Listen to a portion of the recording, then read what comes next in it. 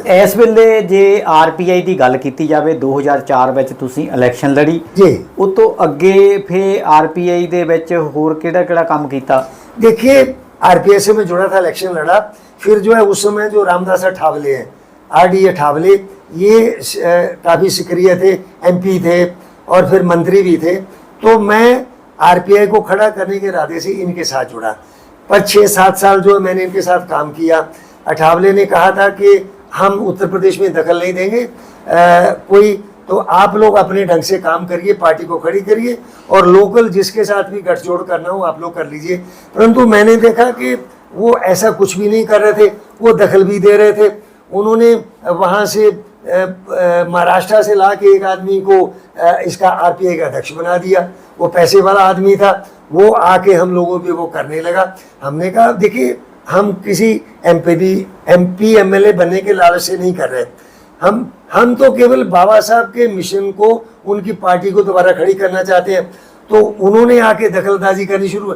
और अठावले जी का ये था कि वो महाराष्ट्र में तो अपना कर रहे थे, आज भी कर रहे हैं, पर उत्तर प्रदेश में उनको कोई दिलचस्पी नहीं थी कि RPI खड़ी हो या नहीं हो।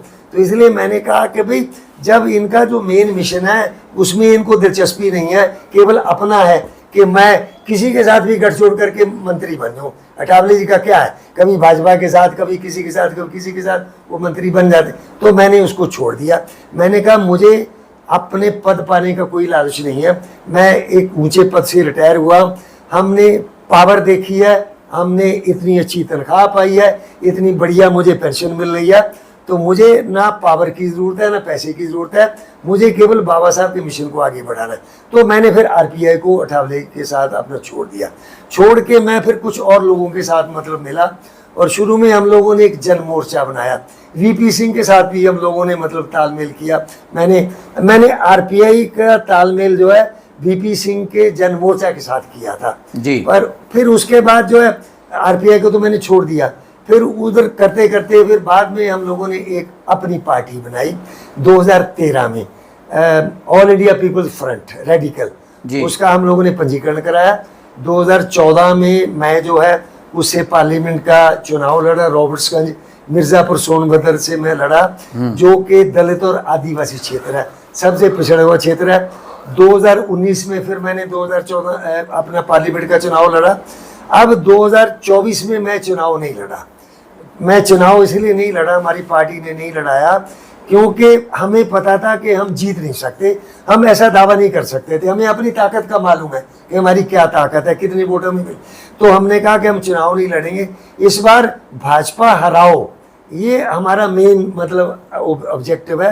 हम खुद चुनाव नहीं लड़ेंगे, हमारे पास जो वोट है 15,000, 20,000, 25,000, 30,000 वोट जो है वो हम इंडिया गठबंधन को देंगे और उनको हम जिताएंगे। और वैसा ही हमने किया, हमने अपना सारा वोट उनको ट्रांसफ़र किया और वहाँ पर 20 साल के बाद पहली बार हमने भाजपा को हराया। और जो जिस कैंडिडेट को हमने समर्थन दिया वो 1.5 लाख के वोट से मतलब वो जीता। तो इस प्रकार से मतलब मैं पहले तो ऑल इंडिया पीपल्स फ्रंट का नेशनल स्पोक्स पर्सन था और अब मैं इसका नेशनल प्रेसिडेंट हूँ। हमारा जो मेन काम है दलितों और आदिवासियों और उत्तर प्रदेश के सबसे पिछड़े जिलों में है। वहाँ पर हम जो है दलितों की, आदिवासियों की, मजदूरों की और किसानों की, गरीब किसानों की, इनकी सबकी लड़ाई लड़ते हैं। तो मैं इसमें वर्तमान में भी पॉलिटिक्स में हूँ, मैं नेशनल प्रेसिडेंट हूँ। हमारी एक्टिविटी हमेशा चलती रहती है। हम लोग ऐसा नहीं कि केवल इलेक्शन में काम करते हैं, हमारा 24/7 है। कभी हम किसी बात के लिए लड़ रहे हैं, कभी स्कूल के लिए लड़ रहे हैं, अस्पताल के लिए लड़ रहे हैं, और ये जो ठेका मजदूर हैं उनके लिए हम लड़ रहे हैं, आदिवासियों के लिए आरक्षण का लाभ दिलाने के लिए लड़ रहे हैं। तो मैं सोशल वर्क भी साथ में करता रहा हूँ, right to information, right to food, right to education, ये सारे मुद्दों पर मैंने पहले भी काम किया और आज भी मैंने किया। बहुत सारे संगठनों से मैं जुड़ा रहा हूँ और इस समय मैं जो हमारी पॉलिटिकल पार्टी है उसमें काम कर। दारापुरी जी, मैं बहुत सारी तुहाडे कोल जिहड़ी जानकारी सुनी है जी कि बाबा साहब दी तरह तुसी जिहड़े आ अपने पिछड़ियां दी खातर ਜਾਂ ਆਦਿਵਾਸੀਆਂ ਦੀ ਖਾਤਰ ਜੀ। ਉਹਨਾਂ ਦੇ ਹੱਕਾਂ ਹਕੂਕਾਂ ਲਈ ਜਿਹੜਾ ਲੜਾਈ ਲੜ ਰਹੇ ਹਾਂ। ਜੀ। ਬਸਪਾ ਦੇ ਬਾਰੇ ਤੁਸੀਂ ਬੜਾ ਵਿਸਤਾਰ ਨਾਲ ਦੱਸਿਆ ਕਿ ਕਾਂਸ਼ੀ ਰਾਮ ਦਾ ਮਕਸਦ ਕੀ ਹੈ। ਜੀ। ਪੰਜਾਬ ਦੇ ਵਿੱਚ ਦਲਿਤ ਸਮਾਜ ਦੇ ਮਸੀਹਾ ਦੇ ਤੌਰ ਤੇ ਉਹਨਾਂ ਨੂੰ ਜਾਣਿਆ ਜਾਂਦਾ ਹੈ। ਜੀ ਜੀ ਅਗਰ ਬਹੁਜਨ ਸਮਾਜ ਪਾਰਟੀ ਉਹਨਾਂ ਨੂੰ ਇਹ ਇਸ ਤਰ੍ਹਾਂ ਲੈਂਦੀ ਹੈ ਕਿ ਅਗਰ ਜੇ ਡਾਕਟਰ ਅੰਬੇਦਕਰ ਜੀ ਤੋਂ ਬਾਅਦ ਹੋਇਆ ਤਾਂ ਕਾਂਸ਼ੀ ਰਾਮ ਹੋਇਆ, ਜਿਨ੍ਹਾਂ ਨੇ ਦੇਸ਼ ਦੇ ਅੰਦਰ ਪਛੜਿਆਂ ਦੀ ਖਾਤਰ ਚਾਹੇ ਦਲਿਤ ਸਮਾਜ ਦੀ ਖਾਤਰ ਜਿਹੜੀ ਲੜਾਈ ਲੜੀ ਆ। ਬਾਬਾ ਸਾਹਿਬ ਦੀ ਜਿਹੜੀ ਆਪਾਂ ਇਸ ਤਰ੍ਹਾਂ ਕਹਿ ਸਕਦੇ ਹਾਂ ਉਹਨਾਂ ਵੱਲੋਂ ਜਿਹੜੀ ਲੜਾਈ ਇਹਨਾਂ ਲੋਕਾਂ ਦੇ ਹੱਕਾਂ ਹਕੂਕਾਂ ਲਈ ਸ਼ੁਰੂ ਕੀਤੀ ਸੀ, ਉਹਨੂੰ ਅੱਗੇ ਲੈ ਕੇ ਕਾਂਸ਼ੀ ਰਾਮ आया। ਇਹਦੇ ਬਾਰੇ ਤੁਹਾਡਾ ਕੀ ਕਹਿਣਾ है? देखिए, इसके बारे में मेरा ये कहना है कि काशी राम जी का जो मेन मकसद था जी, उनका था कि पॉलिटिकल पावर को किसी भी तरह से प्राप्त करना, चाहे समझौता करना पड़े, सौदा करना पड़े, कुछ भी करना पड़े। परंतु बाबा साहब ने जिंदगी में कभी इस प्रकार से समझौता नहीं किया जी। बाबा साहब का मेन मकसद था कि हमें पॉलिटिकल पावर लेनी है, और बाबा साहब ने कहा भी है जो पॉलिटिकल पावर है it is the key to all the problem, ये सारी समस्याओं की चाबी है। पर आगे बाबा साहब ने क्या कहा? आगे बाबा साहब ने कहा political power should be use for development of society. जो राजनीतिक सत्ता है का उसका इस्तेमाल समाज के विकास के लिए किया जाना चाहिए जी। काशी राम जी का मेन ऑब्जेक्टिव था कि हमें पॉलिटिकल पावर जो है वो प्राप्त करनी है। पावर प्राप्त करके आगे क्या करना है ये एजेंडा काशी राम जी ने कभी भी नहीं बताया जी, जैसा मैंने आपको बताया। एक तो बड़ा मतलब डिफरेंस ये है कि बाबा साहब का पॉलिटिकल पावर पाने का मकसद दूसरा था, काशी राम जी का मकसद दूसरा। अच्छा, और दूसरी बात जो है सबसे बड़ी बात ये थी कि बाबा साहब का मिशन था कि हमें जातियों को तोड़ना है, हमें जाति विहीन समाज बनाना है, हमें कास्ट को एनिहिलेट करना है। तो ये बाबा साहब ने किया भी, बौद्ध धर्म अपनाया, वो सारा किया। परंतु काशीराम जी का ऐसा कोई एजेंडा नहीं था। वैसे तो काशीराम जी नारों में कहते थे कि हमें जो है व्यवस्था बदलनी है, व्यवस्था बदलनी है। व्यवस्था कैसे बदलनी है भाई? व्यवस्था में तो बहुत कुछ है, ये सामाजिक व्यवस्था, जाति व्यवस्था है, परंतु जाति व्यवस्था को बदलने का उनका कोई एजेंडा नहीं था। जाति को तोड़ने का काशीराम का कोई एजेंडा नहीं था। उल्टा काशीराम जी ने जाति का इस्तेमाल किया और जाति को बढ़ावा दिया, क्योंकि काशीराम जी की सोच थी कि हमें लोहे से लोहा काटना है, हमें जाति से जाति को काटनी है। हमारा मतभेद था, मैं बताऊं, काशीराम जी से एक बार चर्चा हुई, 94 की बात है, इसी मुद्दे को लेकर। मैंने कहा कि देखिए काशीराम जी, डॉक्टर अम्बेडकर ने दलितों का जो आपसी जाति भेद है, जैसे आपके पंजाब में 36-37 जातियां हैं, हमारे उत्तर प्रदेश में 60-62 हैं, अलग अलग, और ये सब आपस में अलग अलग रहते हैं। पंजाब में भी अलग अलग है और आपस में भेदभाव भी करते हैं, किसी कोई नीचा है कोई ऊंचा है। तो बाबा साहब ने, क्योंकि उन्होंने कहा था जाति विहीन एवं वर्ग विहीन समाज की स्थापना हमारा राष्ट्रीय लक्ष्य है, और उन्होंने जाति तोड़ना उनके लिए उतना ही महत्वपूर्ण था जितना राजनीतिक सत्ता प्राप्त करना। तो काशीराम जी से मैंने कहा कि देखिए, बाबा साहब ने ये भी कहा था कि जाति तोड़ने के लिए दलितों को सबसे पहले आगे आना चाहिए, उन्हें पहल करनी चाहिए। तो मैंने काशीराम जी से ये कहा कि दलितों का जाति भेद खत्म करने के लिए बाबा साहब ने सिंगल आइडेंटिटी का फार्मूला अपनाया था। वो सिंगल आइडेंटिटी थी कि बौद्ध धर्म की, कि जब ये चमार जाटव जितने हैं ये सब बौद्ध हो जाएंगे तो इनकी एक सिंगल पहचान बन जाएगी, हर एक उनको बौद्ध कहेगा। जैसे मुसलमान बन जाने पे अलग अलग जातियों से मुसलमान बनते हैं, बरादरियों से, वो एक मुसलमान कहलाता है। या सिख बन जाने से सिख कहलाता है, पर सिखों में भी सब बराबर नहीं होते हैं, वहाँ भी दलित सिख हैं, मजहबी सिख हैं, ये रामदासिया सिख है, वहाँ भी भेदभाव। परंतु बौद्ध धर्म में ऐसा नहीं है, बौद्ध धर्म में जाति नहीं है, क्योंकि बौद्ध धर्म असूल के तौर पर जाति को नहीं मानता है। बाबा साहब ने बौद्ध धर्म का फार्मूला इसीलिए अपनाया था। तो मैंने काशीराम जी से कहा कि उनका तो जाति तोड़ने का फार्मूला बौद्ध धर्म अपनाने का था, तो आपका क्या है? तो काशीराम जी कहने लगे कि हाँ, धर्म परिवर्तन से क्या होता है? उससे तो कुछ नहीं होता। तो मैंने कहा फिर ये बताइए कि आपका क्या फार्मूला है, इनका दलितों की जातियाँ खत्म करने का क्या फार्मूला है?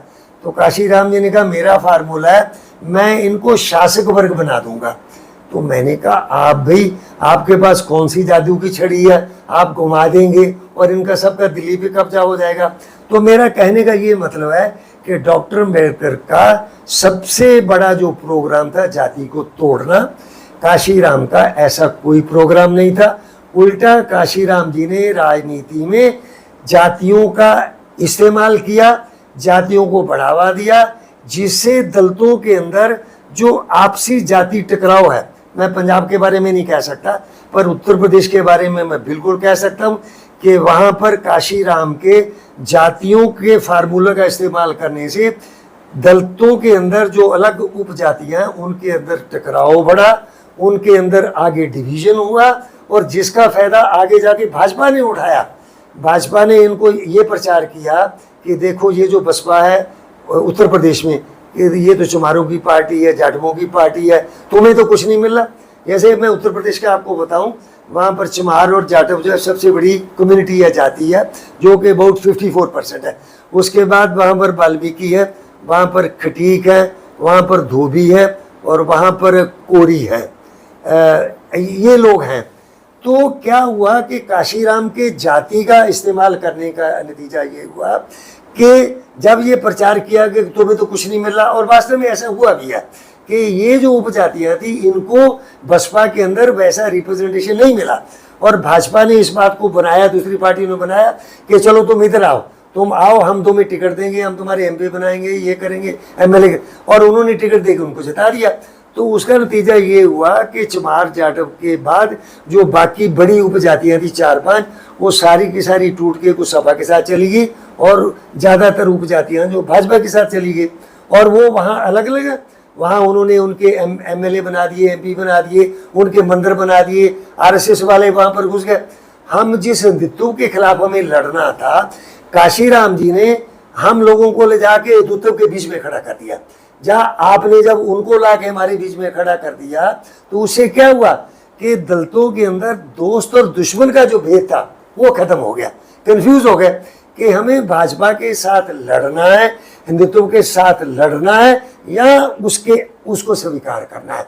तो ये जो काशीराम जी का था, ये बिल्कुल बाबा साहब की जो सबसे बड़ी मतलब दूसरा ऑब्जेक्टिव था उनका, जाति तोड़ने का, ये उसके बिल्कुल खिलाफ है।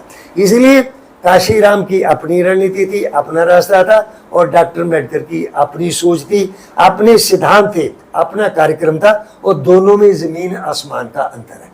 ਦਾਰਾਪੁਰੀ ਜੀ ਤੁਸੀਂ ਬੜੇ ਵਿਸਤਾਰ ਨਾਲ ਜਿਹੜਾ ਸਾਡੇ ਸਰੋਤਿਆਂ ਨੂੰ ਸਮਝਾਇਆ।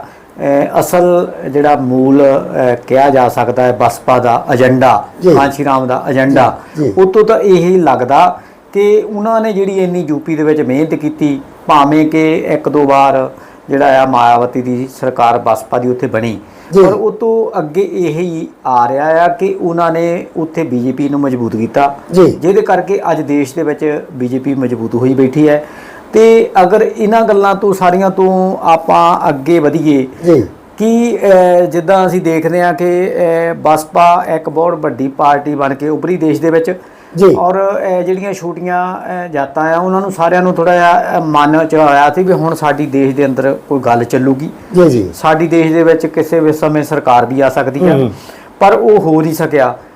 ਕੀ ਸਾਡੇ ਸਰੋਤਿਆਂ ਨੂੰ ਦੱਸੋਗੇ ਕਿ ਆਉਣ ਵਾਲੇ ਸਮੇਂ 'ਚ, ਜਿੱਦਾਂ ਮੈਂ ਹੁਣ ਤੁਹਾਡੇ ਤੋਂ ਸੁਣਦਾ ਆ, ਜੇ ਤੁਸੀਂ ਯੂਪੀ ਦੇ ਵਿੱਚ ਆਰਪੀਆਈ ਦੀ ਵੀ ਗੱਲ ਕੀਤੀ ਹੈ, ਉਹ ਵੀ ਕੁਛ ਅੱਗੇ ਨਹੀਂ ਵੱਧ ਸਕੀ, ਉਹੀ ਦੇਸ਼ ਦੇ ਅੰਦਰ ਸਿਰਫ 2 ਪਾਰਟੀਆਂ ਦੀ ਵਾਰੀ-ਵਾਰੀ ਜਿਹੜਾ ਰਾਜ ਆਉਣ ਦੀ ਗੱਲ ਹੈ, ਚਾਹੇ ਕਾਂਗਰਸ ਦੀ ਚਾਹੇ ਬੀਜੇਪੀ ਦੀ। ਬੀਜੇਪੀ ਤੇ 24 ਕਹਿ ਸਕਦੇ ਹਾਂ, 14, 19 ਤੇ 24 ਤੀਸਰੀ ਵਾਰ ਸਰਕਾਰ ਬਣਾ ਚੁੱਕੀ ਹੈ, ਭਾਵੇਂ ਕਿ ਇੰਡੀਆ ਗੱਠਜੋੜ ਜਿਹੜਾ ਆ ਪਹਿਲਾਂ ਨੂੰ ਬਿਹਤਰ ਪੋਜੀਸ਼ਨ 'ਚ ਹੈ, ਮਜ਼ਬੂਤ ਵਿਰੋਧੀ ਧਿਰ ਹੈ। ਸਾਡੇ ਸਰੋਤਿਆਂ ਨੂੰ ਦੱਸੋਗੇ ਕਿ ਇਸ ਦੇਸ਼ ਦੇ ਅੰਦਰ ਜਿਹੜਾ ਆ ਇਹ ਵੱਡਾ ਵੋਟ ਬੈਂਕ ਲੈ ਕੇ ਬੈਠਾ ਆ, ਇਹ ਜਿਹੜਾ ਆ ਪਛੜਾ ਵਰਗ, ਉਹਦੇ ਬਾਵਜੂਦ ਵੀ ਸਿਆਸਤ ਵਿੱਚ ਜਿਹੜਾ ਆ ਉਹ ਕਦੀ ਆਸ ਕੀਤੀ ਜਾ ਸਕਦੀ ਆ, ਕਦੀ ਸਿਆਸਤ ਦੇ ਵਿੱਚ ਭਾਰੂ ਹੋ ਸਕਦਾ? देखिए ऐसा है, इस समय अगर हम देखें जो दलित राजनीति है वो एक चौराहे पर खड़ी है जी। दलितों ने पहले आरपीआई थी, बाबा साहब की आरपीआई थी, जो कि पूरे इंडिया में कांग्रेस के बाद दूसरी सबसे बड़ी पार्टी थी जी, और कांग्रेस को आरपीआई से ही खतरा था, और कांग्रेस ने ही आरपीआई को तोड़ा और आरपीआई के नेताओं को उन्होंने अपना खरीदा। उसके बाद जब आरपीआई के वो डिवीजन हो गया, हर एक नेता की अपनी पार्टी बन गई, आरपीआई के गुट बन गए, तो आरपीआई कमजोर होगी। काशीराम जी आए, आके उन्होंने मेहनत की, इससे मैं कोई इनकार नहीं करूँगा। उन्होंने मेहनत की, गांव-गांव में गए, बाबा साहब के मिशन की बात की, और जो बाबा साहब की पार्टी का जो हाथी का सिंबल था वो भी उनको मिल गया, उसका फ़ायदा भी काशीराम जी को हुआ। और जो हाथी का सिंबल है वो काशीराम जी को उत्तर प्रदेश से मिला था, क्योंकि जब आरपीआई टूट गई तो हाथी का सिंबल फ्री हो गया। पहले तो बस आरपीआई का था, अच्छा फिर काशीराम जी ने वो नीला झंडा ले लिया। तो मैं बता दूं कि जब काशीराम जी शुरू में ये कर रहे थे तो तब बसपा को वोट मिल रहा था वो बाबा साहब के निशान को और नीले झंडे को मिल रहा था। लोग उस हद तक काशीराम जी को नहीं जानते थे, वो नीले झंडे और हाथी को बाबा साहब की पार्टी मानते थे कि ये बाबा साहब की पार्टी है, उसको वो वोट देते थे। ये सारा फायदा उनको हुआ।